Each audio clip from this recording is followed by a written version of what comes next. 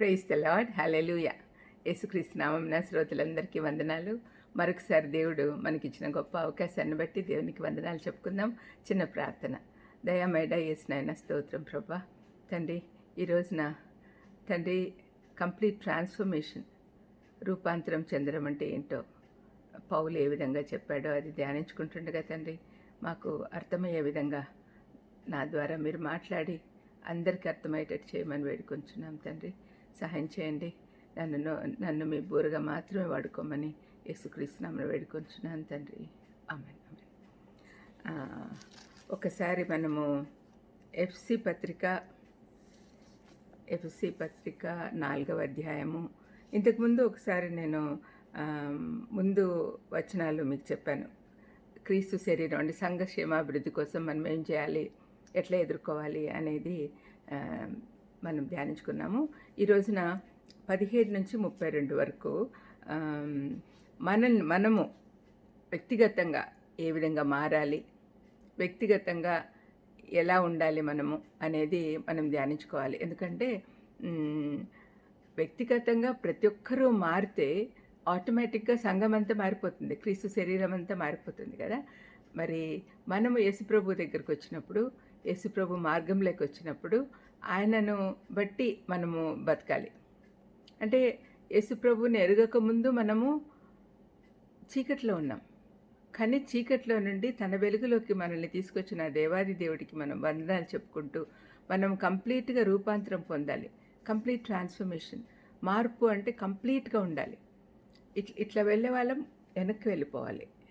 Complete transformation అలాగ ఉండగలగాలి అని మనం నిర్ణయం చేసుకోవాలి. దానికోసము ఏమేమి చెప్తున్నాడో పౌలు నేను నిదానంగా చదువుతుండగా మీరు వినండి. బైబిల్ వాక్యమే కదా, ఏమింటాంలే మాకు తెలుసు అని అనుకోవద్దండి దయచేసి. ఎంత క్లియర్గా దేవుడు రాయించి ఉంచాడో కొన్ని ఇన్స్ట్రక్షన్స్ ప్రతి ఒక్కరు ఫాలో అవ్వాలని ఆయన ఉద్దేశం అయ్యి ఉంది. కాబట్టి ప్రతి ఒక్కరు కూడా మనం ఫాలో అవుదాం. ఇక్కడ ఎఫ్సి 4:17 నుంచి, కాబట్టి అన్యజనులు నడుచుకొనున్నట్లు మీరిక మీదట నడుచుకొనవలదని ప్రభువునందు సాక్ష్యమిచ్చుచున్నాను. వారైతే అంధకారమైన మనస్సు కలవారై తమ హృదయ కాఠిన్యం వలన తమలో ఉన్న అజ్ఞానం చేత దేవుని వల్ల కలుగు జీవములో నుండి వేరుపరచబడిన వారై తమ మనస్సు కలిగిన వ్యర్థత అనుసరించి నడుచుకొంచున్నారు. వారు సిగ్గులేని వారై ఉండి నానా విధమైన అపవిత్రతను అత్యాశతో జరిగించుటకు తమను తామే కాముకత్వమునకు అప్పగించుకొనిరి.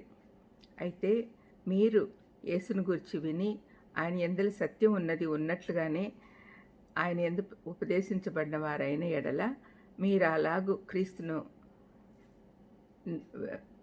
నేర్చుకున్నవారు కారు. కావున మునుపటి ప్రవర్తన విషయంలోనైతే మోసకరమైన దురాశ వలన చెడిపోవు మీ ప్రాచీన స్వభావమును వదులుకొని మీ చిత్తవృత్తి యందు నూతనపరచబడిన వారై నీతియు యథార్థమైన భక్తియు కలవారై దేవుని పోలికగా సృష్టించబడిన నవీన స్వభావమును ధరించుకొనవలెను.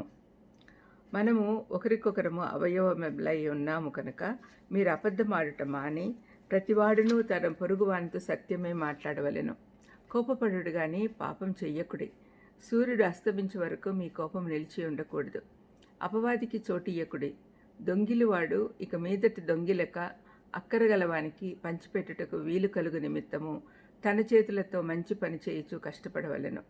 వినువారికి మేలు కలుగునట్లు అవసరమును బట్టి క్షేమాభివృద్ధికరమైన అనుకూల వచనమే పలుకుడి గాని దుర్భాష ఏదైనను మీ నోట రానియకుడి. దేవుని పరిశుద్ధాత్మను దుఃఖపరచకుడి. విమోచన దినం వరకు ఆయన యందు మీరు ముద్రించబడి ఉన్నారు. సమస్తమైన ద్వేషము, కోపము, క్రోధము, అల్లరి, దూషణ, సకలమైన దుష్టత్వము మీరు విసర్జించుడి. ఒకని ఎడల ఒకడు దయ కలిగి కరుణాహృదయులై క్రీస్తునందు దేవుడు మిమ్మల్ని క్షమించిన ప్రకారము మీరును ఒకరినొకరు క్షమించుకొనుడి.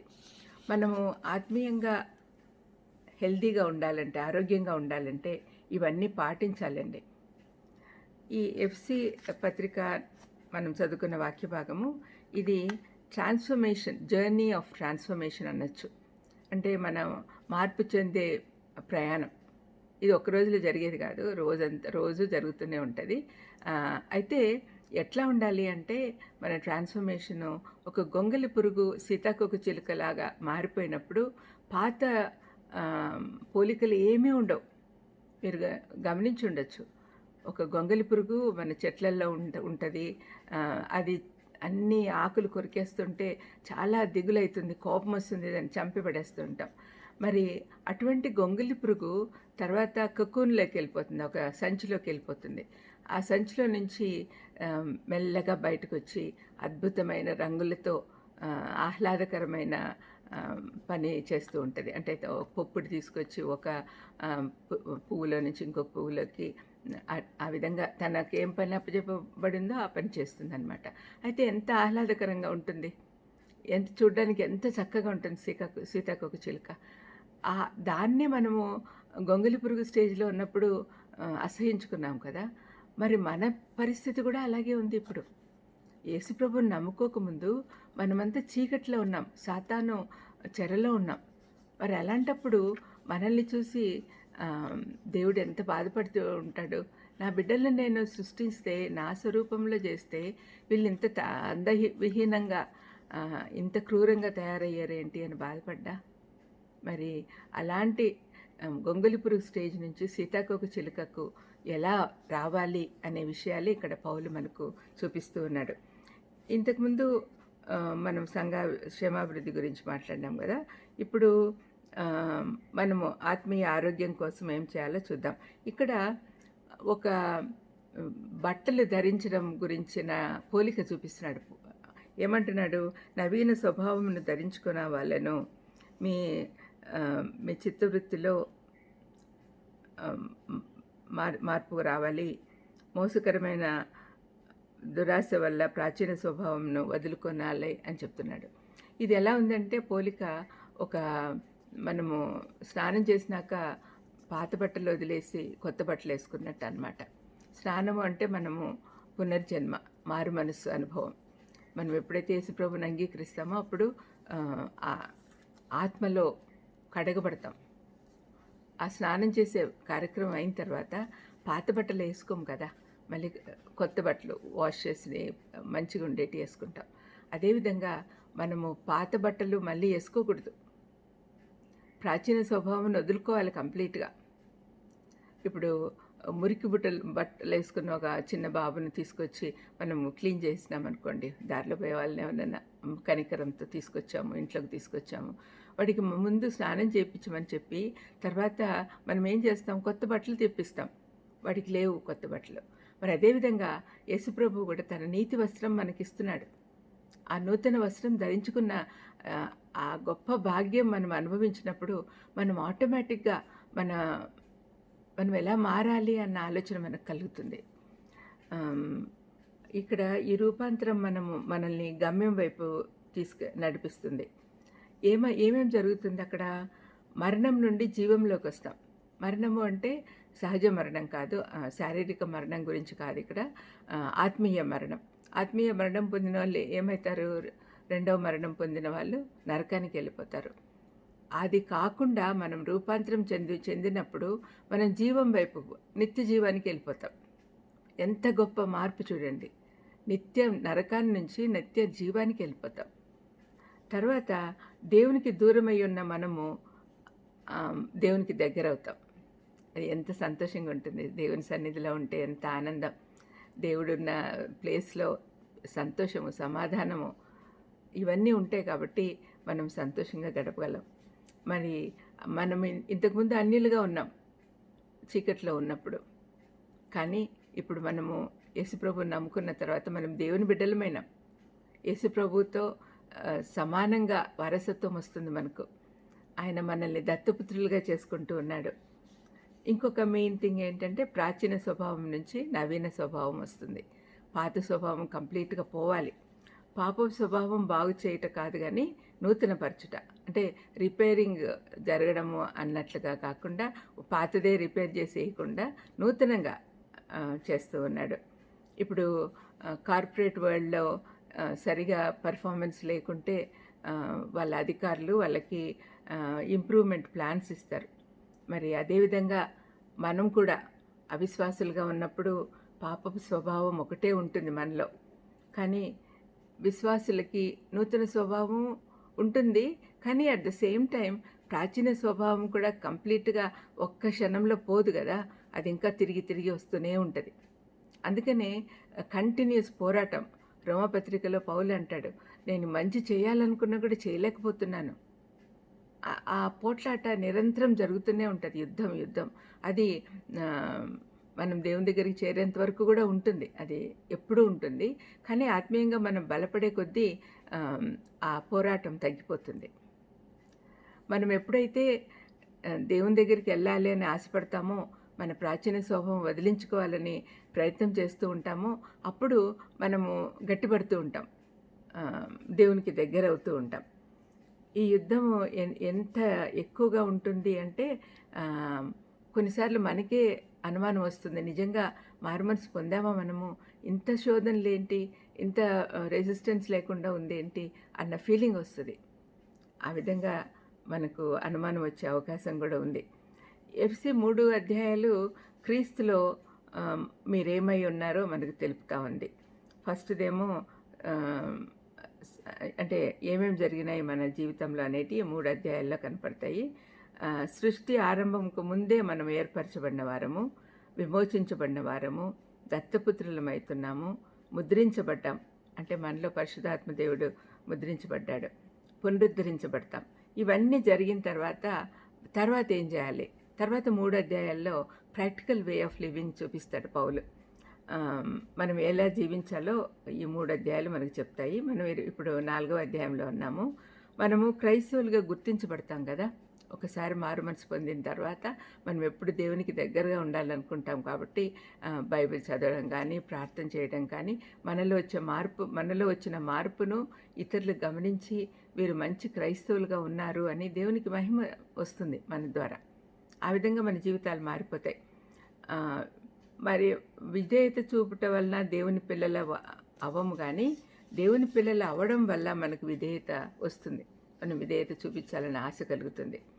మరి దీంట్లో ఉండేటివన్నీ మనం చూద్దాం. 4వ అధ్యాయం 17వ వచనంలో ఏం చెప్తున్నాడు? మీరు వేరుగా జీవించాలి, అన్యజనులు నడుచుకున్నట్లు నడుచుకోవద్దు, ప్రభునందు మీరు వేరుగా ఉండాలి అని అంటున్నాడు. మరి ఈ 17-32 మనం చదువుకున్న వాక్య భాగంలో పాత స్వభావం ఎలా ఉంది, ఇప్పుడు ఏ నిర్ణయాలు తీసుకోవాలి, ప్రపంచానికి మన జీవితం ఎలా చూపించాలి, మన జీవితానికి అర్థం ఏంటి, ఇట్లాంటివన్నీ కూడా మనం ఈ వాక్య భాగంలో గమనించవచ్చు. పాయింట్స్గా చెప్తాను నేను, అట్లయితే బాగా గుర్తుంటుంది. మొదటిది పాత స్వభావం గురించిన విశేషాలు. అంటే ప్రాచీన స్వభావంలో మనకున్న గుణలక్షణాలు ఏంటి అని బాగా క్లియర్గా చెప్తూ ఉన్నాడు పౌలు. 17-20 వరకు మనం చదువుకున్నాం కదా. దీంట్లో ఇక మీదట అన్యుల్లాగా ఉండకూడదు అని చెప్తూ ఉన్నాడు. అన్యులు ఏం చేస్తారు? వాళ్ళ దేవుడు లేడు, ఇష్టానుసారంగా జీవిస్తూ ఉంటారు. యేసుప్రభు చెప్పిన ఇరుకు మార్గంలోకి రాకుండా విశాల మార్గంలో నివసిస్తూ ఉంటారు. అటువంటి వారిని దేవునికి దగ్గరికి చేర్చాల్సిన అవసరం మనకి ఎంతైనా ఉంది. మనమైతే అన్యుల్లాగా ఉండకూడదు. మనం ఈ లోకంలో ఉంటూనే ఇహలోకంలో మాలిన్యం అంటుకోకుండా చూసుకోవాలి. మనం ఎక్కడన్నా రెక్లూజ్ లాగా ఎక్కడో అరణ్యంలోకి పోయి జీవించడం లేదు. మనం ఇహలోకంలో ఉంటూనే ఇహలోకం మాలిన్యం అంటుకోకూడదు అని చెప్పి యాకోబు పత్రికలో రాయబడి ఉంది. మరి ఆ విధంగా మనం ఉండాలి. మనము స్పెషల్ పీపుల్, చోజన్ పీపుల్, ప్రత్యేకంగా ఉండాలి. ప్రవాహంలో కొట్టుకుపోయే వాళ్ళలాగా కాకుండా ప్రవాహానికి ఎదురీదే వాళ్ళలాగా ఉండాలి మనం. ఆ విధంగా ఉండాలి అని మనము కోరుకోవాలి. మనలో శూన్యం ఉండకూడదు, ఎంప్టీనెస్ ఉండకూడదు. ఏం చేయాలో తోచదు కొన్నిసార్లు. ఏం చేయాలి ఎందుకు మన జీవితానికి అర్థం ఏంటి అని అర్థం కాదు. ఇట్లాంటి పరిస్థితి మనలో ఉండకూడదు. ఎందుకంటే ఎంప్టీనెస్ ఉండకూడదు. ఎంప్టీనెస్ని ఎప్పుడు కూడా వాక్యంతో ఫిల్ చేసుకోవాలి. శూన్యాన్ని వాక్యంతో నింపుకుంటే అప్పుడు మనలో పాత స్వభావం పోతుంది. రెండవది ఏంటంటే అంధకారమైన మనస్సు. అంధకారం, చీకటి. పాపము చీకటితో పోల్చబడి ఉంది. పాపము మనల్ని పాడు చేస్తుంది, మన మనసు పాడు చేస్తుంది, మన హృదయం పాడు చేస్తుంది, ఆత్మీయ గుడ్డితనం వస్తుంది. ఆత్మీయంగా దేవుడు ఏం చెప్పాలనుకుంటున్నాడో అవి చూసేదానికి కూడా ఇష్టపడ్డంలే. వాక్యం చదవాలంటే ఇష్టం ఉండదు. ఆత్మీయంగా ఒకవేళ అర్థమైనట్లుగా ఉన్నా కూడా సైతాను మన చెవులను కప్పేస్తాడు. మనం కళ్ళను మూసేస్తాడు. ఆత్మీయ గుడ్డితనం వస్తుంది. మరి ఆహ్, చాలా ఐక్యూ చాలా ఎక్కువ ఉండేవాళ్ళు మాకన్నీ తెలుసనుకుంటారు. చాలా నాలెడ్జ్ ఉంటుంది. కానీ ఆహ్, సజే మనకు నిత్య జీవంలో ఉండాల్సిన వాక్య ప్రకారం ఉండాల్సిన సత్యం మనలో లేదు. అట్లాంటప్పుడు పాపపు జీవితంలోనే ఉంటాం. మరి మూడవది ఏంటంటే దేవుని నుండి వేరుపరచబడ్డారు వాళ్ళంతా. దేవునికి దూరంగా ఉంటూ ఉన్నారు. ఇంకొకటి హృదయ కాఠిన్యం. హృదయ కాఠిన్యం. మన హృదయాన్ని మనం కఠినపరుచుకుంటున్నాం. ఎన్నిసార్లు మనల్ని మనం వాక్యం వింటూ ఉంటాం కానీ ఆ వాక్యము మనం అన్వయించుకోవడానికి కాదు అన్నట్లుగా ఉంటుంది. ఒక చెవిలో విని ఒక చెవిలో వదిలేస్తూ ఉంటాం. అది కాదు దేవుడు కోరుకునేది. మన జీవితంలో మనము వాక్య ప్రకారం జీవించాలి. సత్యమును వ్యతిరేకించాలి అనే ఆశ కలుగుతుంది. మనకి కొన్ని సత్యాలు బైబిల్లో ఉండేటివి ఇప్పుడు ఇహలోకపరంగా ఆలోచిస్తే చాలా సిల్లీగా అనిపిస్తాయి. లైక్ యేసుప్రభు సిలువ వేయబడ్డం అనేది అవిశ్వాసులకు అది సిల్లీగా ఉంటుంది కదా. అంటే యేసుప్రభు మన రక్షకుడిగా వచ్చి ఆయన చనిపోవడం ఏంటి, ఆయన సేవ్ చేసుకోలేని వాళ్ళు మనల్ని ఏం సేవ్ చేస్తాడు అని ఇట్లా ఆలోచనలు వస్తాయి. అది foolishness for people who are going to help. కానీ మనకు అదే శక్తి. మరి అది గుర్తించాలి. ఇనుము వేడిగా ఉన్నప్పుడే దాన్ని మార్చచ్చు కదా. ఇప్పుడు మనము కఠినత్వం అయిన తర్వాత మనల్ని మార్చలేరు ఎవరు కూడా. మనం యేసుప్రభుని నమ్ముకున్నప్పుడు మనము రివైవ్ అయ్యి ఉంటాము. వాక్యంలో వేడి మనలో ఉంటుంది. అలాంటప్పుడే మార్పుకు అవకాశం ఉంటుంది.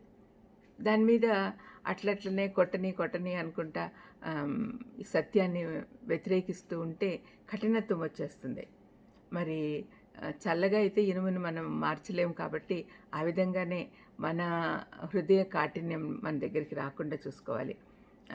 తర్వాత ఈ పాత స్వభావంలో పాపానికి బానిసలవుతారు. పాప స్వభావంలో ఉంటేనే కదా పాత స్వభావం. ప్రాచీన స్వభావం అంటే పాప స్వభావమే. తర్వాత దీంట్లో ఏమేమి జరుగుతున్నాయి, పాపానికి బానిసలుగా ఉంటారు. తప్పు ఆలోచనలు వచ్చినప్పుడు ఆత్మీయ గుడ్డితనం వస్తుంది. తర్వాత హృదయ కాఠిన్యం వస్తుంది. పాపానికి బానిసలు అవుతారు. ఈ 5 పాయింట్లు మనం చూస్తే పాత స్వభావం ఇలాగుండేది. మనం యేసుప్రభు నమ్ముకోకముందు, యేసుప్రభు వెలుగులోకి రాకముందు మనమందరం కూడా ఇలాంటి స్వభావాలే కలిగి ఉన్నాం. ఏమేమి చెప్పాను మీకు? అంధకారమైన మనస్సు, మనలో శూన్యం, ఎంప్టీనెస్. తర్వాత దేవుని నుంచి వేరుపరచబడ్డాము. హృదయ కాఠిన్యం ఉన్నింది. పాపానికి బానిసలుగా ఉన్నాం. కానీ యేసుప్రభుని నమ్ముకున్న తర్వాత పాత స్వభావాన్ని అంతా పక్కకు తీసేయాలి. 20 నుంచి 24 వచనాలు అయ్యే కనిపిస్తున్నారు. ఇక్కడ 3 ఆదేశాలు ఇస్తున్నాడు పౌలు. పాత స్వభావం వదిలేయండి, వాక్యంతో ఉత్తేజపరచుకొనండి, నవీన స్వభావం ధరించుకొనండి అని 3 పాయింట్లు చెప్తున్నాడు. పాత స్వభావం వదిలేయాలి కంప్లీట్గా. మార్పు చెందడము అంటే సంపూర్ణంగా మార్పు చెందడం. అది వదిలేయాలి పాత స్వభావం. వాక్యంతో పరచుకోవాలి. వాక్యముతో అంటే వాక్యం వచ్చేసరికి మన హృదయంలో వెలుగు వస్తుంది. అప్పుడు సంతోషం వస్తుంది. అది చేయాలి, ఇది చేయాలి, దేవుని కోసం, దేవుని సంతోషపెట్టాలి అని ఆలోచిస్తూ ఉంటాం. అప్పుడు నవీన స్వభావం వస్తుంది మనలో, నూతన స్వభావం. మూడో పాయింట్ ఏంటంటే నూతన స్వభావం ఎలా జరుగుతుంది, ఎలా కనపడుతుంది ఇతరులకు. 25 నుంచి 32 వరకు ఉన్నాయి మాటలు. ఇవన్నీ మనము చదువుకున్నాం కదా, ఊరికే జ్ఞాపకం చేస్తాను. 25వ వచనంలో చూస్తే, మనము ఒకరికొకరము అవయవములై ఉన్నాం కనుక మీరు అబద్ధములాడుట మాని ప్రతివాడును తన పొరుగు వానితో సత్యమే ప్రకటించాలి అని చెప్తూ ఉన్నాడు. ఫస్ట్ది అబద్ధం నుండి నిజంకు రావాలి. అబద్ధంలాడేది చాలా అలవాటైపోయింది చాలామందికి. అది ఎంత సహజంగా వస్తుందంటే నోరు తెరిస్తే అబద్ధాలే అంటారు చూడండి. ఆ విధంగా తయారవుతారు. కానీ అబద్ధం చెప్పడము, అబద్ధంలాడు పెదవులు యెహోవాకు హేయములు అని దేవుడు చెప్పాడు. అబద్ధంలాడు పెదవులు ఆయనకి ఇష్టముండదు. హేయము అంటే ఎంత స్ట్రాంగ్ వర్డ్ చూడండి. He hates lying lips. మరి అలాంటప్పుడు మనం అబద్ధం చెప్పొచ్చా? అబద్ధం నుంచి నిజానికి రావాలి. అదే నూతన స్వభావం అంటే. ఇలాగే వెళ్తూ ఉన్నాం అబద్ధ లోకంలోకి. కానీ యేసుప్రభు పిలిచినప్పుడు నవీన స్వభావం ధరించుకోవాలంటే వెనక్కి వెళ్ళిపోవాలి. 180 degrees, 360 degrees వెనక్కి వెళ్ళిపోవాలి. మరి ఆ విధంగా పోవాలి. తర్వాత 26 నుంచి 27 వరకు మనం చూస్తే కోపం నుండి దయకు, కోపం మానేసేయాలి. ఒకవేళ నీతిపరంగా కోప్పడాల్సి వస్తే కోప్పడండి, కానీ పాపం చేయొద్దు. సూర్యుడు అస్తమించే వరకు నీ కోపము నిలిచి ఉండకూడదు. అపవాదికి చోటు ఇయ్యకుడి. అపవాది వచ్చేస్తాడు. మన కోపంలో ఉంటే కోపము సమస్త కల్మషానికి మూలం. కోపం వస్తే వాళ్ళని ఏమైనా చేసేయాలనిపిస్తుంది. నరహత్యతో సమానం కోపం అంటే. మరి ఆ కోపం మానేసేయాలి. కోపం నుంచి దయకు రావాలి. కోపం నుంచి దయకు మన మనసు మారిపోవాలి. తర్వాత 28వ వచనంలో చూస్తే దొంగిలించకుండా ఉండాలి. ఇతరులది ఏమన్నా ఆశించి కావాలనుకున్నప్పుడు వాళ్ళని అడగకుండా తీసుకుంటే దొంగతనమే. దొంగిలిట మాని దయ చూపించాలి, కనికరం చూపించాలి. 28వ వచనం చూడండి. ఇక మీదట దొంగిలించడం మానేయండి. అక్కరగలవానికి పంచిపెట్టుటకు వీలు కలుగు నిమిత్తము తన చేతులతో మంచి పని చేయుతూ కష్టపడవలెను. మనకు ఇతరులకు మంచి చేయాలనే ఉద్దేశంతో కష్టపడి పని చేయాలా అని దేవుని వాక్యం చెప్తా ఉంది. మనం ఎప్పుడు కష్టపడాలంటే, కష్టపడితే మన కోసం మనం కష్టపడతాం, కానీ ఇతరుల కోసం కష్టపడడం అంటూ చాలా మటుకు జరగదు. కానీ వాక్యం అదే చెప్తుంది. మీరు ఇతరుల దగ్గర నుంచి దొంగిలట మాని కష్టపడి పనిచేసి ఇతరులకు కనికరం చూపించండి అంటున్నాడు. తర్వాత 29 నుంచి 30 వరకు అంటే దుర్భాష నుంచి మేలు కలుగు మాటలు, అది కూడా మనం చెయ్యాలి. వినువారికి మేలు కలుగునట్టు అవసరమును బట్టి క్షేమాభివృద్ధికరమైన అనుకూల వచనమే పలుకుడు గాని దుర్భాష ఏదైనాను మీ నోట రానీయకుడి. దేవుని పరిశుద్ధాత్మను దుఃఖపరచకుడి. విమోచన దినం వరకు ఆయన యందు మీరు ముద్రింపబడి ఉన్నారు అని చెప్తూ ఉన్నాడు. ఇక్కడ దుర్భాషలు, చెడ్డ మాటలు మాట్లాడడం కూడా చాలామందికి అలవాటైపోయింది. ఈ మధ్య మీడియాలో ఎంత చెడ్డ మాటలు మాట్లాడుతున్నారు, బూతులు మాట్లాడుతున్నారు. అవన్నీ మనకు కావు. దేవుణ్ణి తెలియని వాళ్ళు మాట్లాడే మాటలు మనం మాట్లాడకూడదు. అది దేవుడికి చాలా బాధ కలిగిస్తుంది. కాబట్టి దుర్భాష నుండి మేలు కలిగే మాటలు మాట్లాడదాం. ఈ మాటలు మాట్లాడేటప్పుడు యేసుప్రభు ఏం చెప్పాడు? మీ హృదయంలో మంచి పెట్టుకోండి, అప్పుడు మంచి మాటలే వస్తాయని చెప్పాడు కదా. మత్తయి 12:34లో హృదయం నిండిన దాన్ని బట్టి నోరు మాట్లాడుతుంది అని యేసుప్రభు చెప్పాడు. మన హృదయంలో ఏముండాలి? వాక్యం ఉంటే అప్పుడు మనం నోరు తెరిస్తే వాక్యమే బయటకు వస్తుంది. మరి ఎవరితోన్నా మాట్లాడేటప్పుడు ఏమేమి ప్రశ్నలు వేసుకోవాలి అంటే, ఇది నిజమా? అసలు వాళ్ళకి చెప్పడం ఇది అవసరమా? ప్రేమతో కూడిన మాటలా ఇవి? ఇప్పుడు ఈ సమయంలో చెప్పచ్చా? ఈ సందర్భంలో చెప్పచ్చా? దానివల్ల ఏమన్నా మేలు కలుగుతుందా అనే ఆలోచనలు కలిగి ఉండి వెంటనే మాట్లాడకూడదు. కొంచెం మాట్లాడేటప్పుడు స్లో అవ్వాలి, ఆలోచించి మాట్లాడాలని దేవుని వాక్యం చెప్తా ఉంది. మరి ఎప్పుడు కూడా మన ఆలోచనలు ఎలా ఉంటాయి? ఎదుటివారి నుంచి ఏమి మనకు ఫలితం ఉంటుంది, ఏమొస్తుంది మన దగ్గర నుంచి అని ఆలోచించాలి. కానీ ఆలోచిస్తూ ఉంటాం, కానీ మనం ఏమి ఇవ్వాలి అని ఆలోచించాలి. ఒక సామెత ఉంది, ఎవరైనా ఇంటికి వస్తే ఏం తెస్తారు అని చూస్తారంట. ఎవరింటికన్నా మనం వెళ్తే ఏమిస్తారు అని చూస్తారంట. అలా ఉండకూడదు. మనం ఎప్పుడు కూడా ఏమి ఇవ్వగలము అనే ఆలోచన కలిగి ఉంటే అప్పుడు దేవుడి కోరిక తీరుతుంది.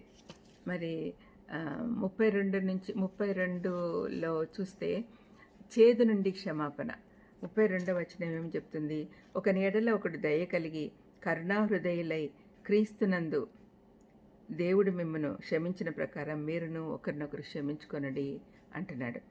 ఆ 31వ వచనంలో సమస్తమైన ద్వేషము, కోపము, క్రోధము, అల్లరి, దూషణ, సకలమైన దుష్టత్వము మీరు విసర్జించి నూతన నవీన స్వభావం ధరించుకొనడి అని పౌలు చెప్తున్నాడు. ఎంత చక్కగా అన్నీ క్లియర్‌గా మనకు అర్థమయ్యేటట్టు రాయించుంచాడు పరిశుద్ధాత్మ దేవుడు. మరి మనం ఇవన్నీ అర్థం చేసుకోవడమే కాకుండా మన జీవితాల్లో అన్వయించుకోవాలి. చేదు నుండి క్షమాపణ. మన మనసులో ఏ చేదు ఉంటే అది ఒక బ్యారియర్ లాగా అయిపోతుంది. మనకు ఆశీర్వాదాలు రావు. కాబట్టి క్షమించాలి తప్పనిసరిగా. ఇక్కడ మనం ఎంత మార్పు చూస్తున్నాం చూడండి. అబద్ధం నుంచి సత్యంలోకి రావాలి. కోపం నుండి సమాధానం రావాలి. దొంగిలటం నుంచి కనికరం రావాలి. కష్టపడే మాటలు, హేట్ఫుల్ స్పీచ్ నుండి హార్మ్ఫుల్ స్పీచ్ నుంచి కైండ్ వర్డ్స్ రావాలి, మంచి మాటలు రావాలి. చేదు నుంచి క్షమాపణ రావాలి. ఇవన్నీ కూడా మనం గుర్తుంచుకోవాలి. అప్పుడే నవీన స్వభావం మనలోకి వస్తుంది.